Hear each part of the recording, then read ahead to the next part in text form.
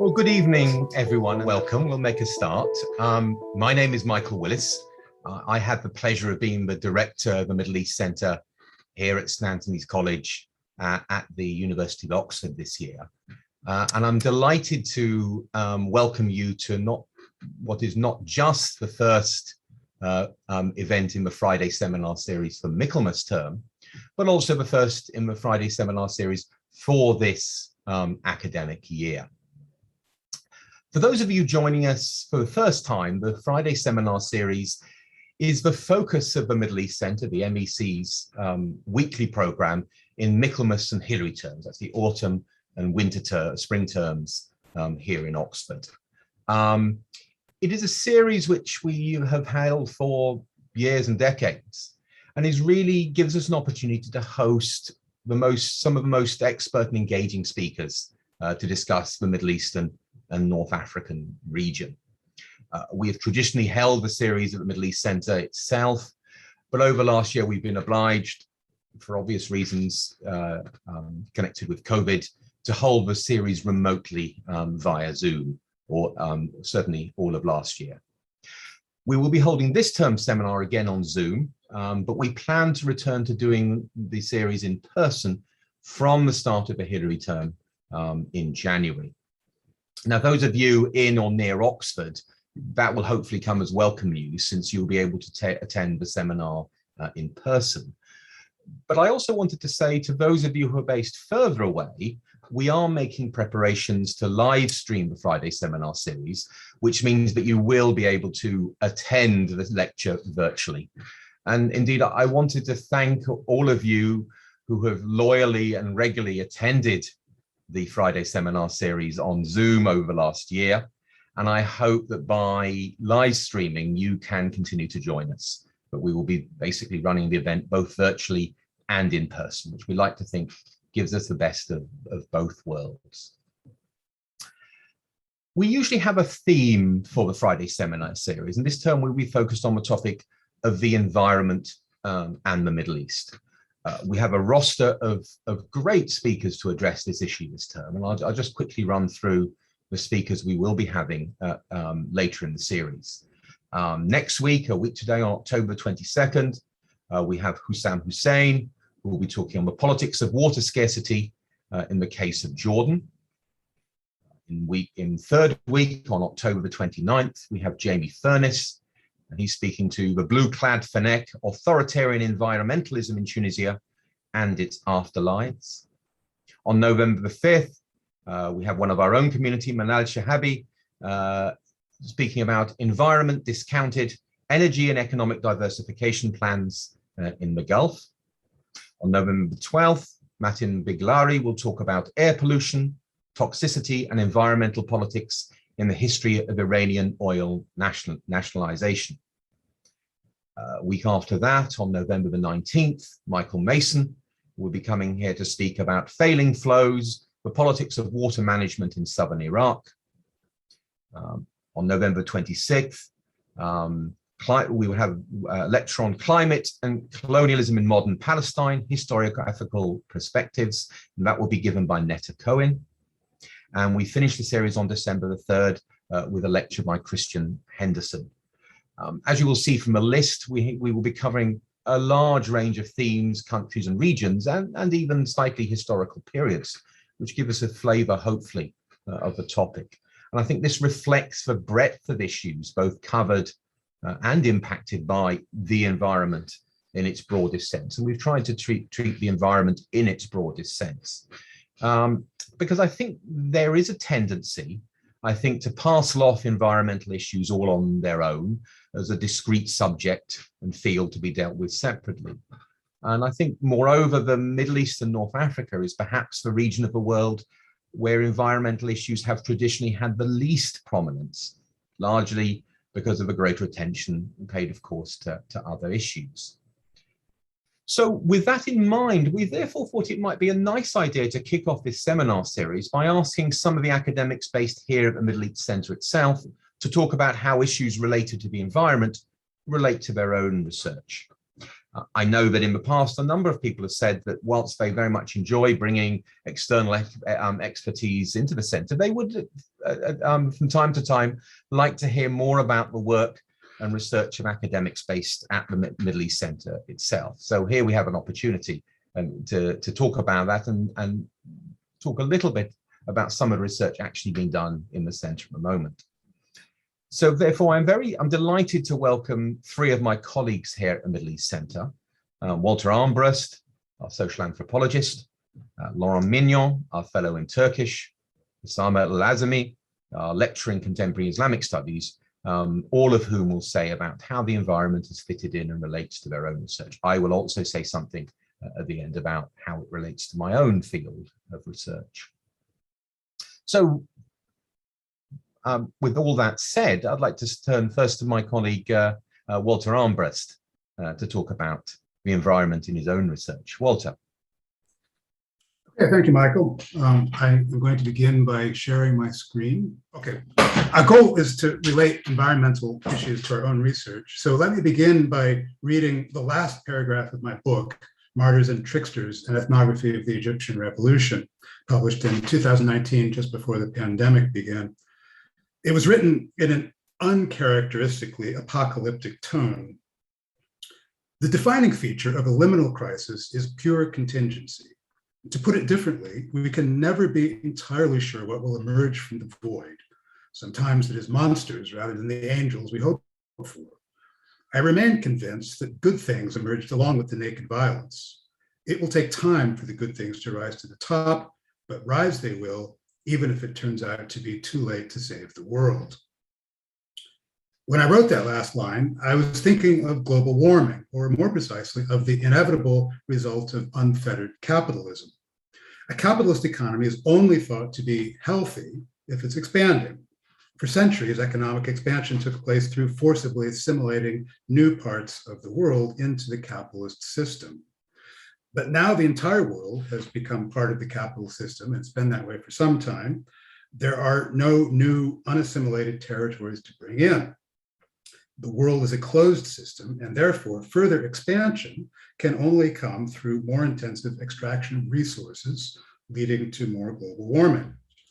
That, in a nutshell, is why there is simply no solution to global warming that includes the continuation of capitalism. The notion of market-based remedies to the climate crisis is nonsense. I want to relate this political economic dynamic to Egypt. And my book was about the unintended outcomes of revolution understood as a liminal crisis. It was about the often bad things that emerge when politics become fluid rather than fixed into a normative pattern. But this doesn't mean that one can simply dismiss structural factors. The contingent situations I wrote about can't occur unless people feel a need to rise up.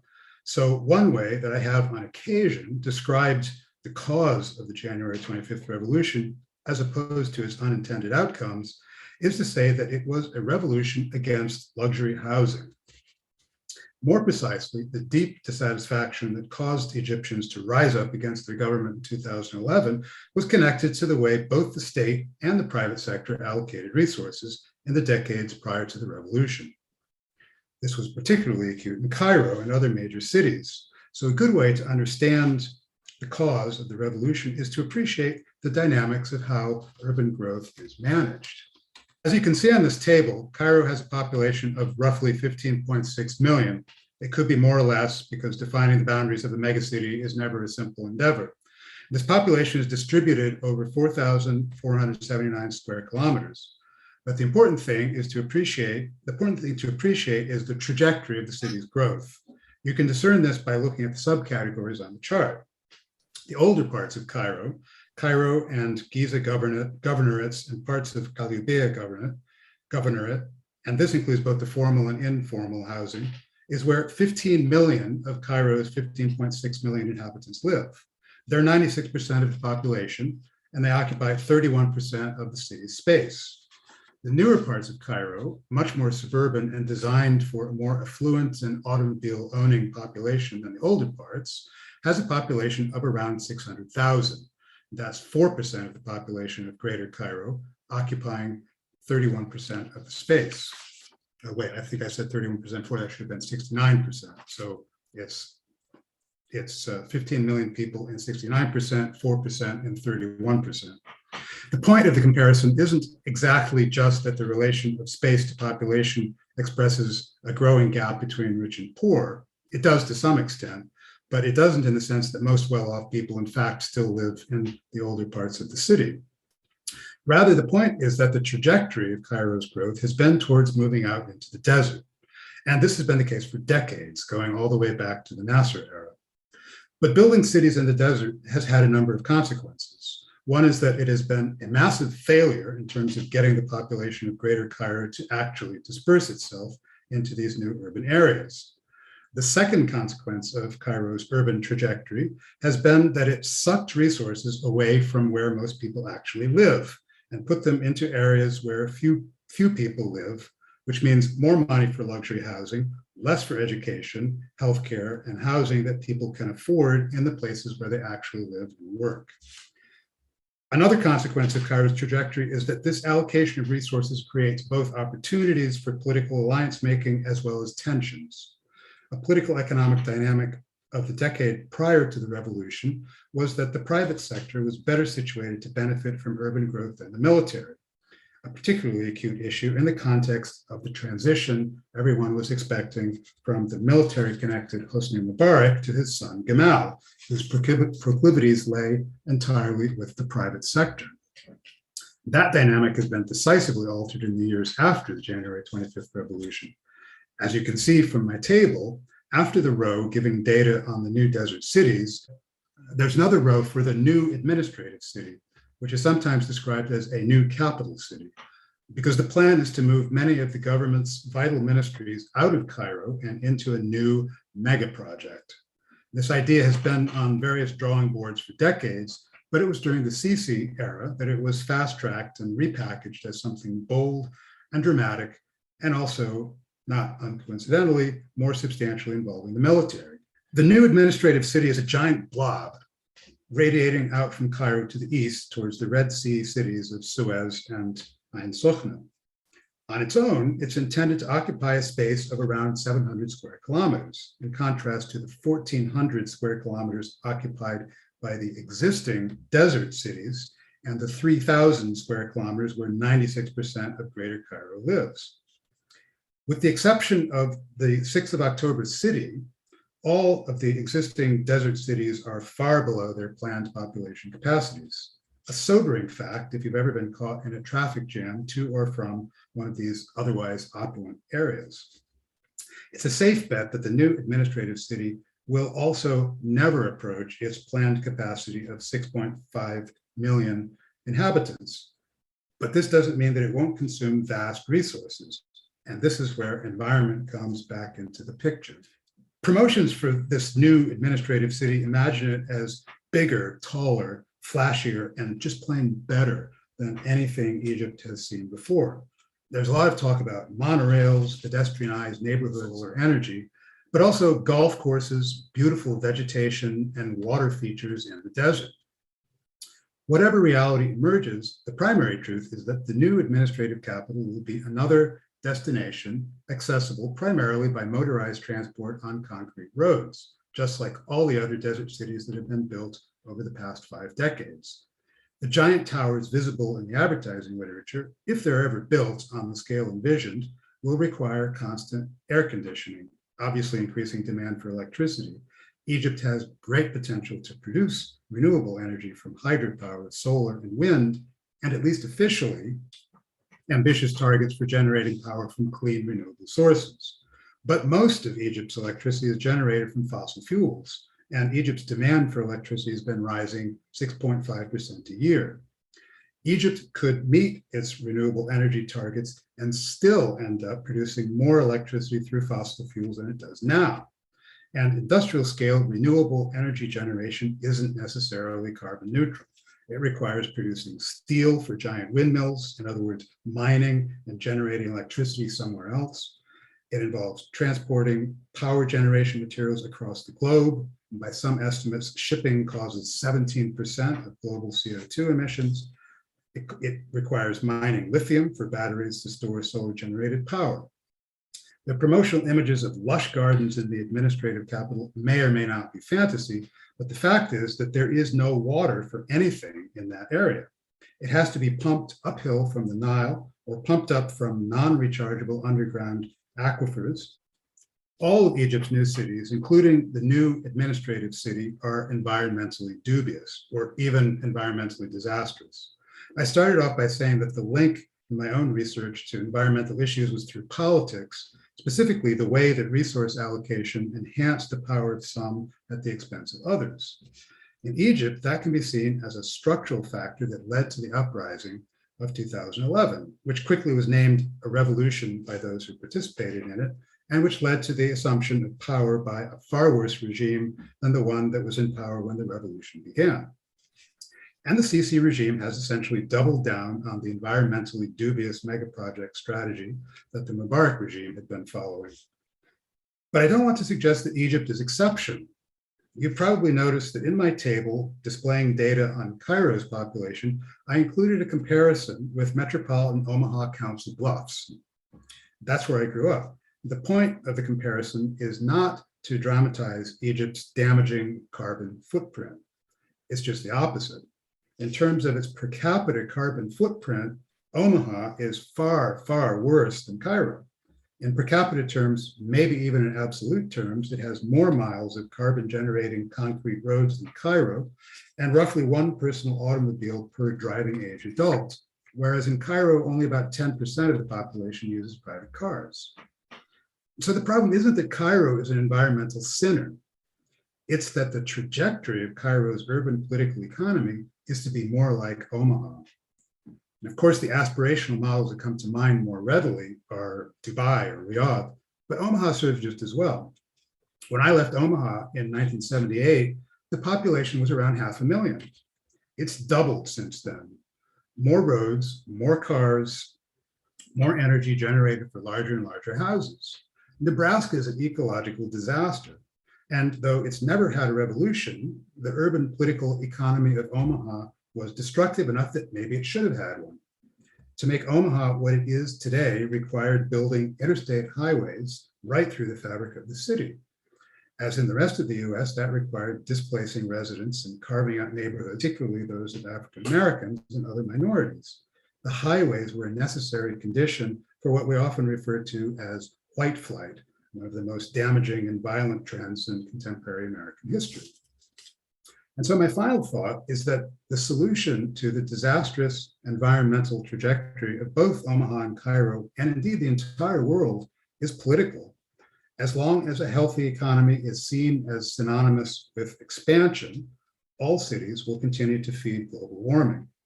Except for a small downturn of greenhouse gas emissions in 2020 caused by the corona pandemic, global output of greenhouse gases continues to rise. That will only end when it is widely recognized that reversing global warming and capitalism are incompatible. And that recognition is nowhere on the horizon. So that's it.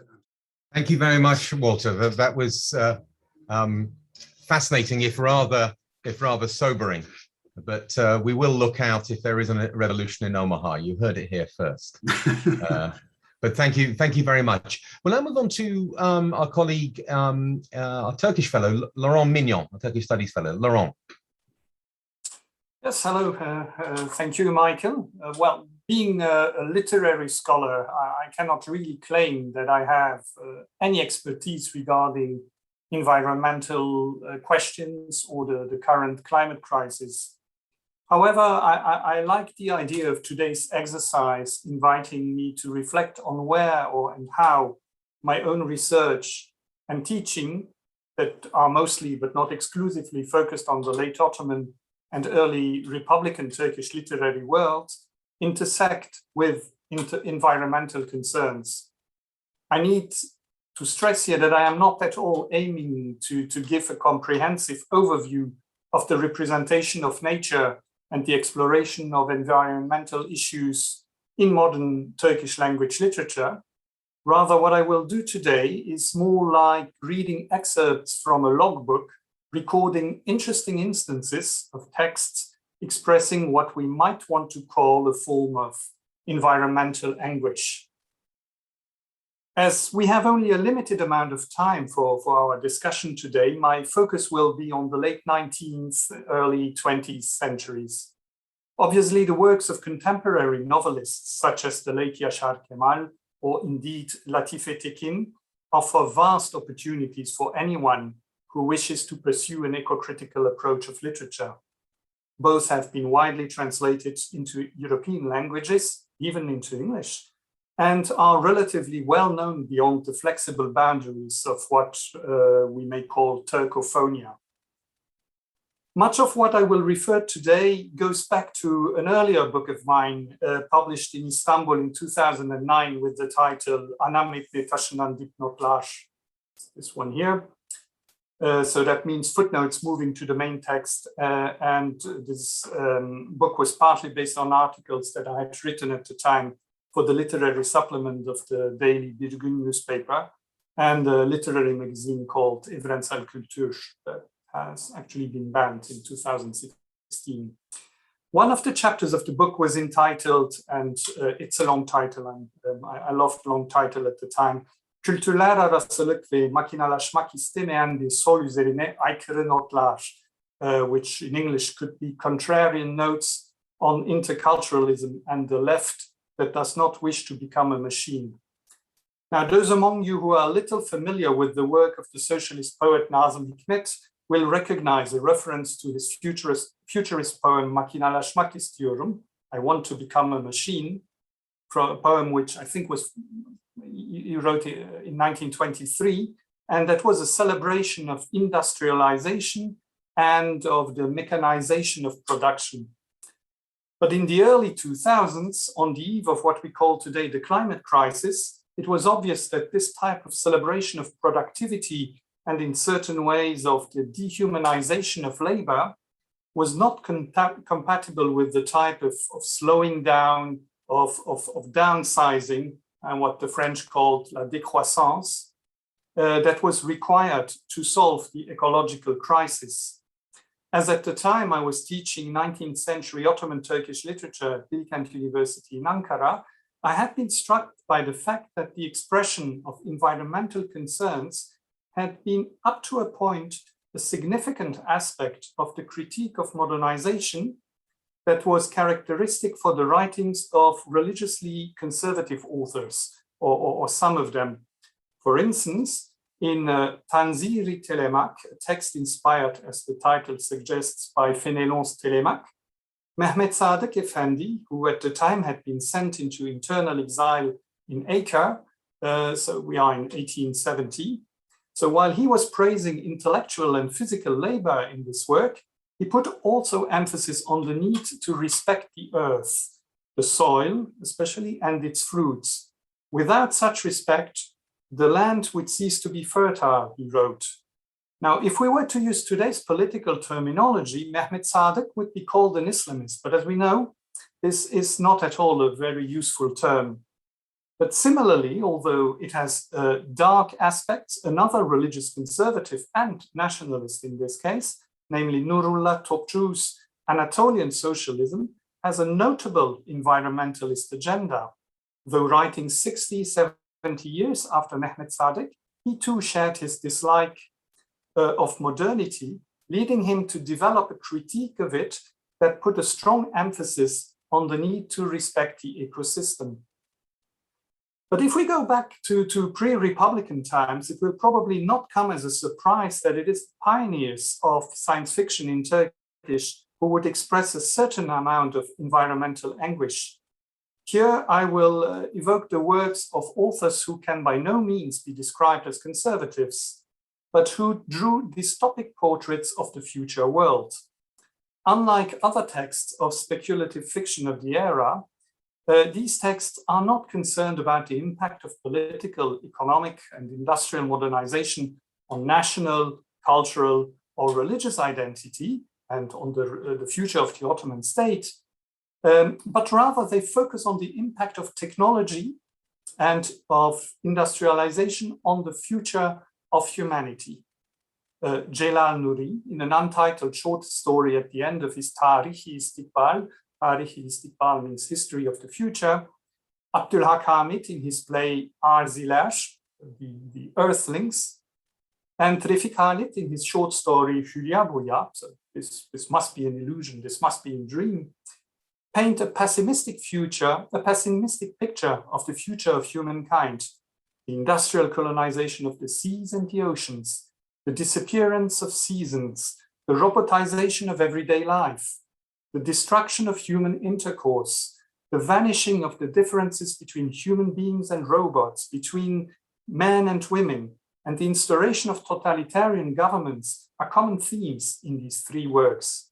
If some developments, as such as the unity of humankind, the disappearance of ethnic, national, and religious differences, longevity, word I can never pronounce, or even eternal life could seem significant advances, at least to some of us, this is not an opinion that would have been shared by these three authors.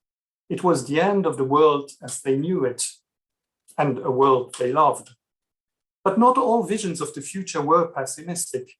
We have to turn to another religiously conservative author, namely Mullah Nazim Davoodzadeh, and his science fiction novel Riyada Teraki, The Progressing Dream, that we published around 1915.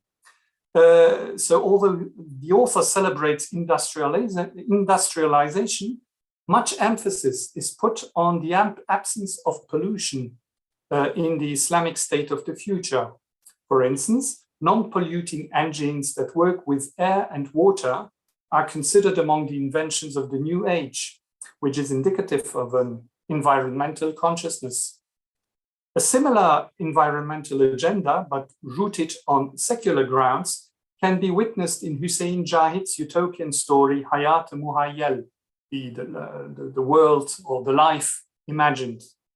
The narrator retells the story about a group of people escaping civilized society and building a utopian commune on a distant island. On this island, which reminds of paradise, humans live in harmony with nature. Although the social order of the village is based on egalitarian and communal foundations, the layout of the houses, the 4 o'clock tea drinking ceremony, and piano recitals tend to remind of life in an idealized English village, but somehow midsummer murders without the murders. Another problem is, of course, the continuation of the patriarchal order on the island. In this respect, Hussein Jahid's story reminds of English pastoral literature with a conservative core. Hussein Jahid's village of farmer intellectuals resembles a kind of ivory tower built far from the realities of a never-changing world, a tower where an English teacher would feel more comfortable than an Anatolian miner. And yet, and I will conclude here, literature in Turkish at the turn of the 19th and 20th century presents many examples that could help us nourish, not only in Turkey, a reflection on the current climate crisis. Thank you. Thank you very much indeed, Laurent, and for a wonderful example of how themes that we wouldn't necessarily immediately associate with the environment, late 19th century Ottoman history and literature, are actually extremely relevant to the topic of the environment. It also shows us that we tend to think of the environment as being a very modern, a very recent preoccupation, but as you so beautifully illustrated, these concerns have been there for a long time. We tend to think, often I think we look on in contemporary and modern things, we think of these things as being very new, but they've been there for a while. And we like to think at Middle East Centre, we do history well as well, and gives you historical conception. So thank you very much, Laurent. Now turn to our colleague Usaama al-Azami. Usaama. Thank you. Sort of really giving us quite a lot of breadth to, the subject, whether we're starting in urban Egypt today or going into the mists of history, as it were, for the modern Turkish Republic. My own sort of interest in the environment comes through the writings of the ulama, kind of a preoccupation of my own. And so I'm going to be briefly sharing my screen to talk about one of these scholars whom I've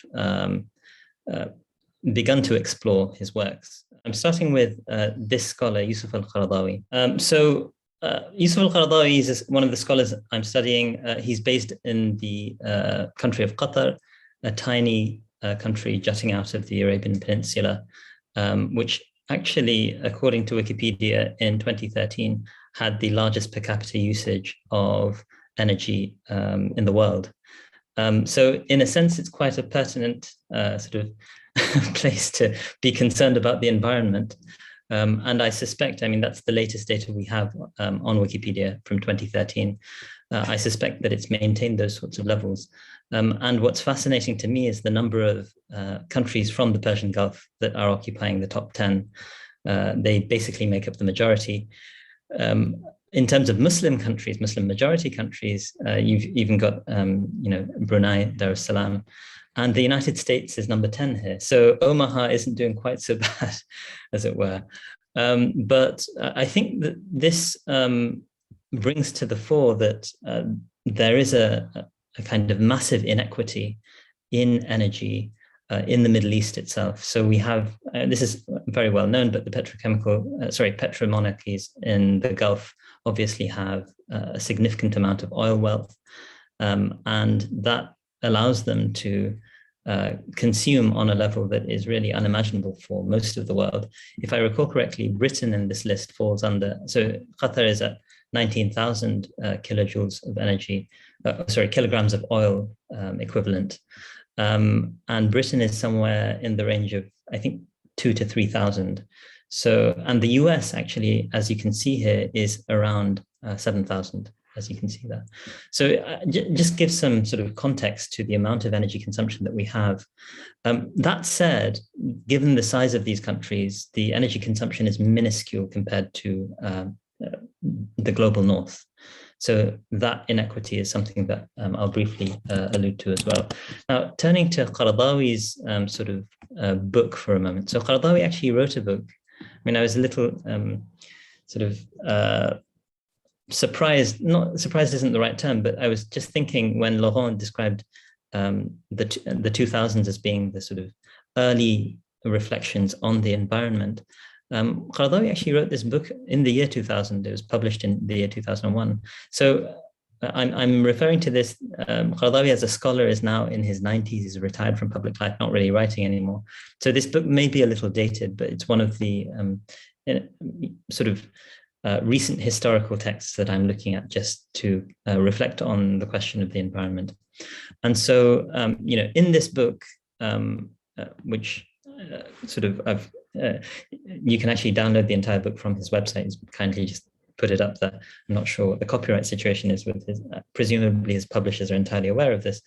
In this book, I just wanted to sort of allude to how Qaradawi is trying to draw on the Quran and the Hadith as a sort of a traditional alim, as a scholar who is a graduate of the Azhar and an Egyptian domiciled in Qatar, but someone who is also highly influential in various forms of media over the course of his career. And it's fascinating to I'm going to briefly translate this verse on the top of the screen. Let me zoom in briefly. Hopefully that's going to help people be able to see it a bit more clearly. And this is a verse drawn from the Quran where it says, call to your Lord and don't be among those who are sort of aggressing. And then, in a sense, this is the set of verses that he wants to highlight. وَلَا تُفْسِدُوا فِي الْأَرْضِ بَعْدَ إِصْلَاحِهَا. Don't create corruption in the earth after it has been brought into a state of health, as it were. وَدَعُوهُ خَوْفًا وَطَمْعًا. But it's interlinking that with one's sort of commitment to worship of God, and worship God with fear and with hope.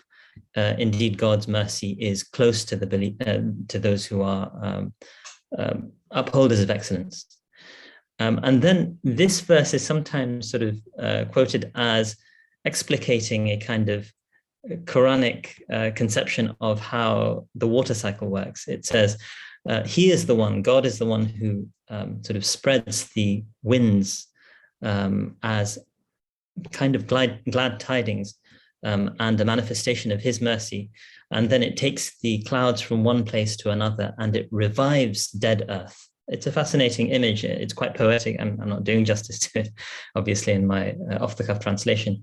And then it says that the water descends, and through it, the sort of fruit come forth from the earth. And we كذلك نخرج الموتى لعلكم تذكرون. That's how we revive the dead, in a sense, such that so that you may reflect. Now, and related to that is this verse, which is often quoted in the context in the environment. And it's worth remembering, this is what Qaradawi would believe is a revelation that came 1400 years ago. And so, although historians will look at this and say, okay, this was obviously speaking to its own context, to draw on sort of the idea of Moshe Herbertal in the notion of having these canonical texts which you believe to be speaking to you in every moment, in a sense. Someone like Qaradawi is saying, well, this applies to our treatment of the earth in our own time. ظهر الفساد في البر والبحر بما كسبت أيدي الناس. The sort of corruption has manifested on the land and in the sea due to what the hands of men have wrought. ليذيقوا بعض الذي عملوا لعلهم يرجعون. In order to give you a taste, literally, of some of the corruption, in a sense, that you have engaged in order, it says in the third person, in order for them to return to God, in a sense. And so, these sorts of evocative verses can be seen as quite general in their purport, but and I'll just switch back to Qaradawi here, but at the same time, they actually do provide enough sort of reflective material for him to develop a system, as it were, that he explicates over 264 pages in this book, and he does this relatively early. So I wanted to just start off with kind of explicating Qaradawi's sort of having a brief overview of Qaradawi's ideas in this regard. But I wanted to perhaps in the next 3 minutes or so, if that's all right, if I'm okay for time, just outline in brief some of my own reflections on some of these sorts of questions in how they relate to Islamic studies, particularly in their traditional guise as ulum shar'iyya. So the sort of in places like the Azhar, which is the Arab world's preeminent center for Islamic learning based in Cairo, and a historic center of learning that is technically older than Oxford. They study various ulum shar'iyya, meaning disciplines or fields of knowledge that are related to the Sharia in some way, whether it's Quranic studies, Hadith studies, Islamic legal studies, or a whole host of other sort of theology and all the rest of it. And I just wanted to sort of mention that a number of these fields have direct sort of things to say, in a sense, about the environment, and can be extrapolated from. And this is, in a sense, the major challenge that modern Muslims are going to have to reflect on as they sort of respond to the environmental crisis. So we've seen some verses from the Quran cited by Qaradawi, but you have hadiths from the Prophet as well, such as a hadith where the Prophet exhorts his companions, don't waste water, even if you're at the bank of a river, at the bank of a flowing river, quite literally. And in this regard, in a sense, what you have is there are these principles that can be drawn that are found across a variety of traditions, principles of moderation, principles of abstemiousness, a lot of which will be expressed in Islamic law, but more usually would be expressed as values, in a sense, to use kind of modern terminology, as ethical values that we would embody, sort of that Muslims would embody in their own sort of personal lives. And that usually manifests in the tradition known as Sufism, or at least in certain elements of that sort of a tradition. And so, in a sense, these religious values which Islam may share with other religious traditions, the prophetic traditions and the Quranic, the Quran and the Hadith, as it were, will provide a lot of food for thought for people to reflect on how to engage in moderate living, kind of the opposite of the impulse of a capitalist consumption-led culture. And in many respects, I would argue that those sorts of traditions are probably what Muslims can draw on, but at the same time, given the sort of the status of the global South in the global order, it's not necessarily they that need to particularly prioritize this as a set of values.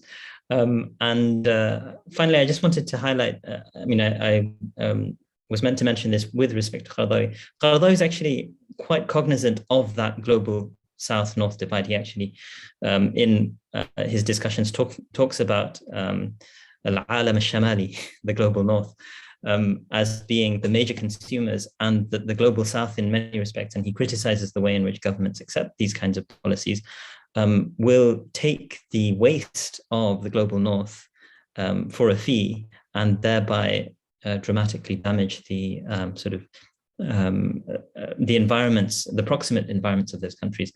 And in that sort of context, I think it's important to highlight, and this, I'll conclude on this point, that a lot of the people whom we're thinking of, and this echoes what Walter was saying earlier, in the Middle East region, are not really in a position to do a great deal about it, about their situation, and are, less the producers of the global climate crisis and more the recipients of the global climate crisis. And that's something I think those of us in the global North need to think about. Thank you very much. Thank you very much indeed. Thanks very much for another fascinating talk, and it links in well with the previous two ones. And I think you highlight, as you hint yourself, that this is a growing field of interest in scholars of Islam about the relating to the environment, and it fits in all sorts of other ways with the sort of issues that you're looking at. Right. So thank you.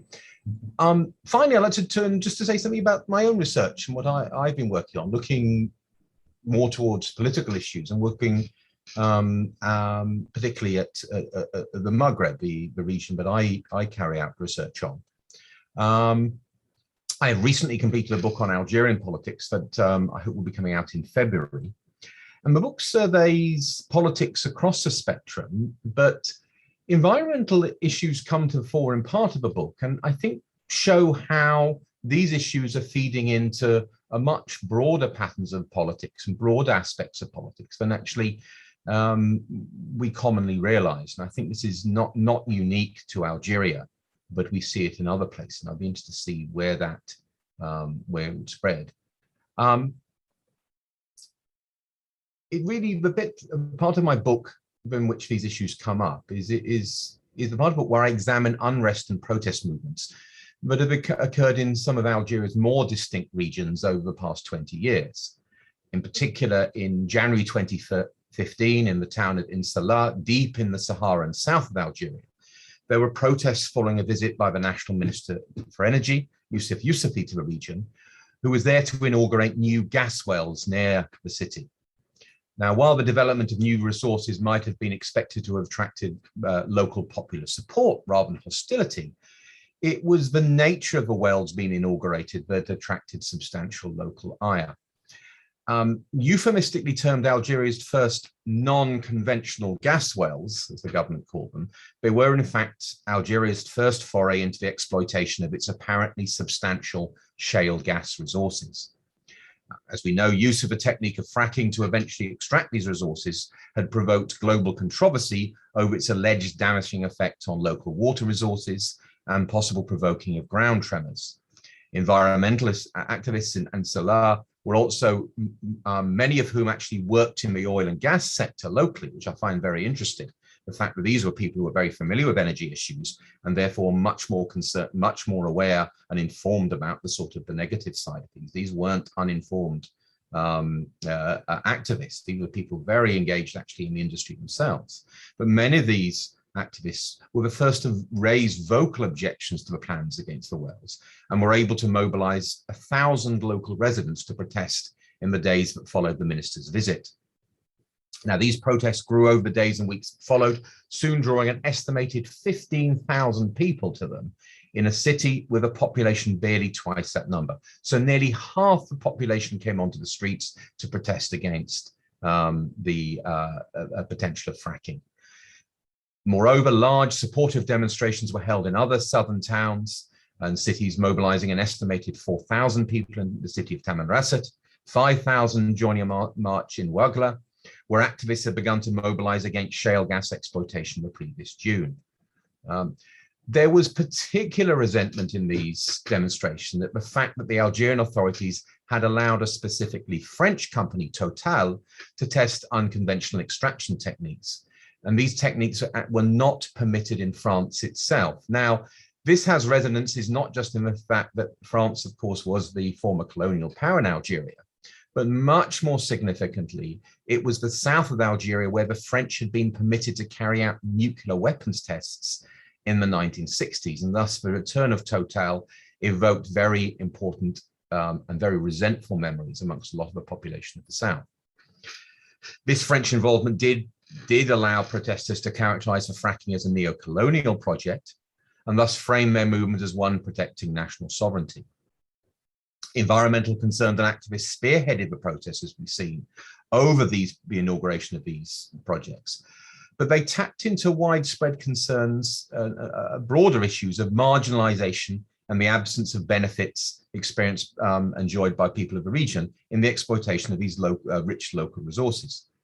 Protesters argued that despite the strategic importance of the region with its gas and water resources, actually Insala is next to one of the largest reservoirs in the Saharan desert, there had been little development in the region, and even the exploitation of conventional gas had brought scant local benefits to a local population. Even though these were things that were exploited locally, local people saw very little. And referring to the perceived environmental damage fracking for shale could do, one local activist argued, shale gas will take what little we have and we don't want it. Now, the combined pressure of the protests likely contributed to the dismissal of the architect of the shale gas project, Energy Minister Youssef Yousefi, in May 2015. So it did cost him his job ultimately. And such was the popularity of the protests that other groups and activities became involved, and they prompted an attempt to hold the first major protest by opposition groups and parties in the capital Algiers since the Arab Spring. Now, very interestingly, other slightly more unusual political groupings also began to be seen to involve themselves in environmental issues and could be seen as jumping on the bandwagon.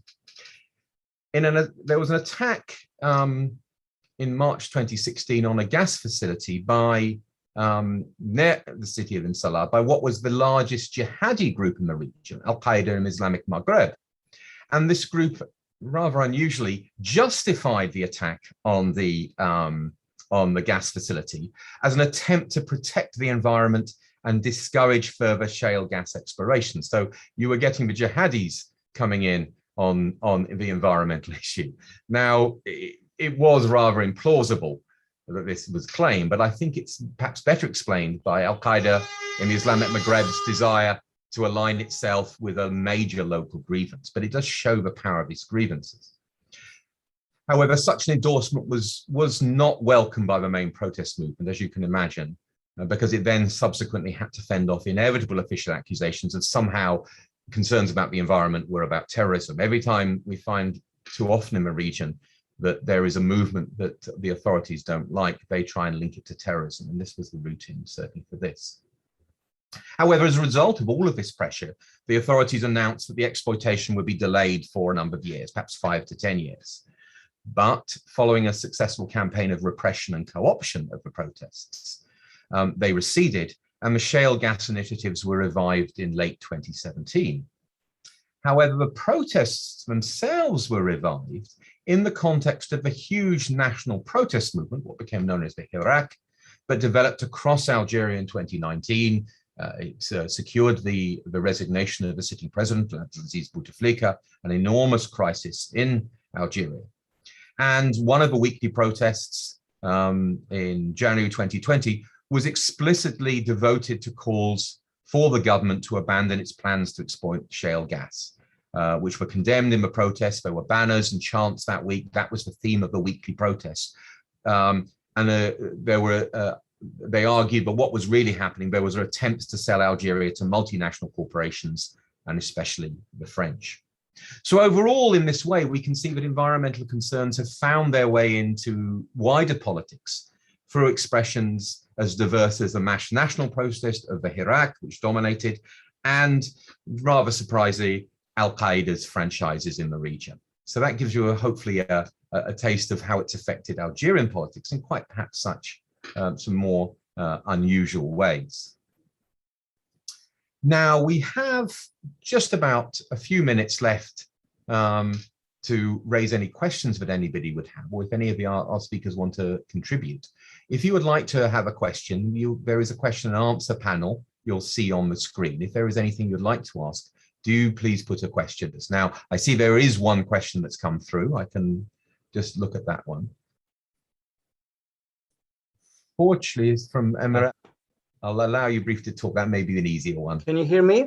Welcome, Emma. How are you? Yeah, good. How are you? Thank you very much. So I'm sorry I didn't see the Q&A like section there, but yes, my question would be to Professor Laurent. Actually, thanks very much for this wonderful talk and for this brief survey of kind of the depiction of environmental like concerns as reflected in Turkish speculative fiction. My question was, like, if Professor Laurent sees a utopian impulse and a revitalization of utopian blueprints in Turkish literature, especially in literary dystopias that illustrate environmental and ecological breakdown. Thank you. So I think you're probably referring more to now recent fiction. Yes, so fiction in 20th and 21st century, like, but I mean, as also kind of, as you referred to, kind of the beginning of 20th century, yes. Mm-hmm. Yeah, I think, I mean, the post-2000s more generally in the Turkish literary world have allowed the development of a whole series of genres and of genre fiction that have been very much marginalized before then for a variety of reasons, and certainly speculative fiction, science fiction, dystopic fiction is one of them. And in the context of